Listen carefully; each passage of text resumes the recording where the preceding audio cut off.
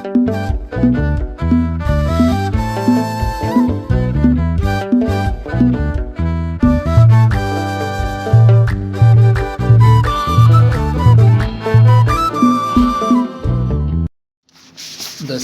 አብ ወወልድ ወመንፈስ ቅዱስ አሃዱ አምላክ አሜን። ክቡራት ተኸታተልቲ ኤሎስ ሚድያ ሎማዓንቲ ሒዝናልኩም ዝቐረብና ድማ ምስጢረ ጥምቀት ዝብል እዩ እሞ ሳዕ ፍጻመ መደብና ምሳና ክትጸንሑ ብኽብሪ ንዕድም። ስለዚ ኪዱ ንኹሎም ኣሕዛብ ብስም ኣቦን ወድን መንፈስ ቅዱስን እናጥመቕኩም ዝኣዘዝኩኹም ኩሉ ክሕሉ ከዓ እናመሃርኩም ደቀ መዛሙርተይ ግበርዎ። ማቴዎስ ወንጌል ምዕራፍ 28 ካብ 19 ክሳብ 20። ጥምቀት እንታይ ማለት እዩ? ጥምቀት ማለት ባፕቲዞ ካብ ዝብል ቃል ግሪክ ዝመፀ ኮይኑ ትርጉሙ ድማ ምጥላቕ፣ ምሕፃብ፣ ምንጻግ ዝብሉ ቃላት ኣብ መጽሓፍ ቅዱስና ንረክብ ኢና። ኣብ ውሽጢ መጽሓፍ ቅዱስ ጥምቀት ዝብል ቃል ተጠቐሰ ኣመንቲ ምስ ክርስቶስ ሞት ምቕባር ብትንሳእ ምትሕብባሮም ኣብ ቅድሚ ኩሉ ሰብ ንምምስካር ኣብ ማይ ውሽጢ ብምቕባር ድማ ምስ ሞት ክርስቶስ ካብ ማይ ብምውፃእ ብትንሳኤ ብሓዱሽ ህይወት ምስ ክርስቶስ ንምንባር ብተግባር ዝፍጽምዎ መለኮታዊ ስርዓት እዩ። ሮሜ 6 ካብ 3 ክሳብ 4፣ ገላትያ 3 27፣ ቆላስያስ 2 9፣ ኤፌሶን 4 ቁጽሪ 5። ጥምቀት መንፈስ ቅዱስ፣ ጥምቀት ማይ ካልኦትን ዝመሳሰሉ ኣብ መጽሓፍ ቅዱስ ተጠቒሶም እኳ እንተሃለዉ እዚ ሕዚ እንመሃሮ ጥምቀት ግና ጎይታና መድሓኒና ኢየሱስ ክርስቶስ ብኣብ ብወልድ ብመንፈስ ቅዱስ ስም ኣጥምቑ ብዝበለና መሰረት እነጥምቐላ ስርዓት እያ። ስለዚ እምበኣር ጥምቀት ቁጥሪ 1 ሓንቲ እያ። ኤፌሶን ምዕራፍ 4 ቁጥሪ 5 ሓደ ጎይታ፣ ሓንቲ እምነት፣ ሓንቲ ጥምቀት ይብለን። ስለዚ ጥምቀት ሓንቲ እያ።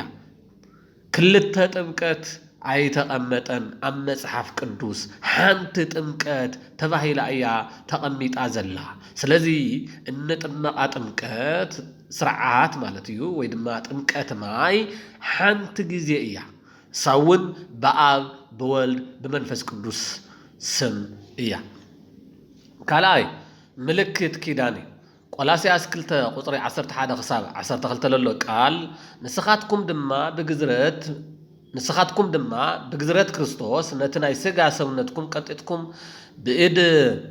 ብኢድ ብዘይኮነት ግዝረት ብኡ ተቐበርኩም፣ ብኢድ ብዘይኮነት ግዝረት ብኡ ተገዘርኩም፣ ብጥምቀት እውን ምስኡ ተቐበርኩም፣ ብግብሪ እቲ ካብ ሙታት ዘተንስኦ ኣምላኽ ድማ ምስኡ ተንሳኣኹም ይብለና።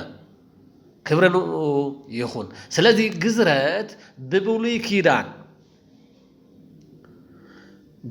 ብብሉይ ኪዳን ንኣብርሃም፣ ንእስማኤል፣ ንይስሐቅ ዘገልገለ ናይ ኪዳን ምልክት እንትኾን ብሓድስ ኪዳን ድማ ጥምቀት እዩ። ከምቲ ኣብርሃም ወዲ 9 ዓመት ኮይኑ ክግረዝ ከሎ ወዲ 8 መዓልቲ ኮይኑ ድማ ይስሐቅ ተገሪዙ እዩ።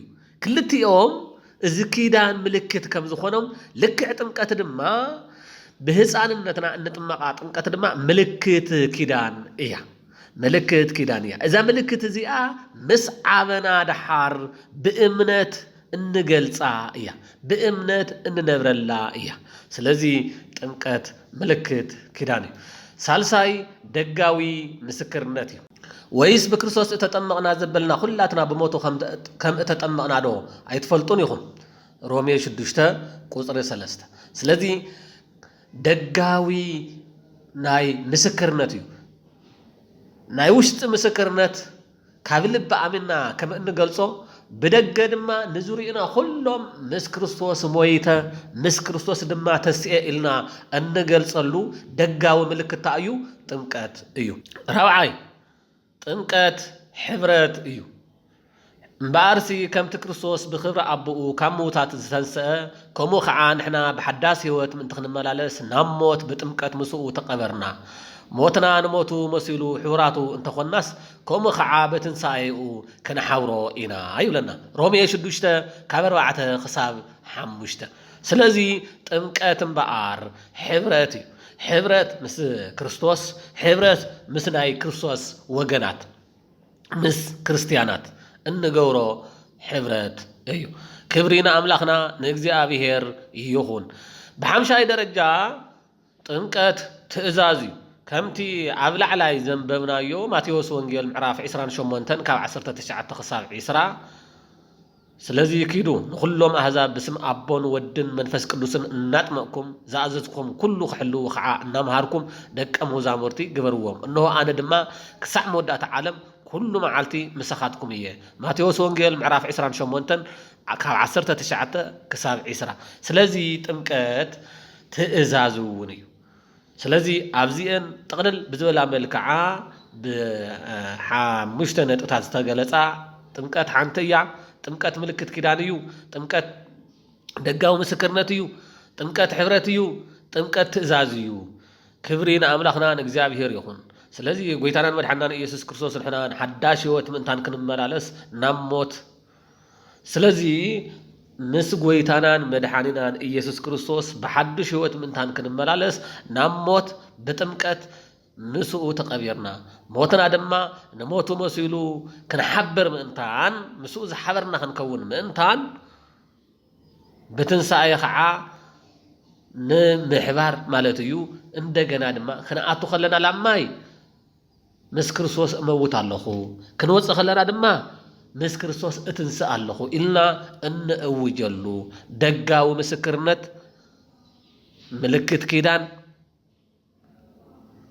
እንደገና ድማ ሕብረት ትእዛዝ እዩ ማለት እዩ ክብሪና አምላኽና ንእግዚአብሔር ይኹን ናይሎም ማዓንቲ ትምህርትና በዚ ይውዳእ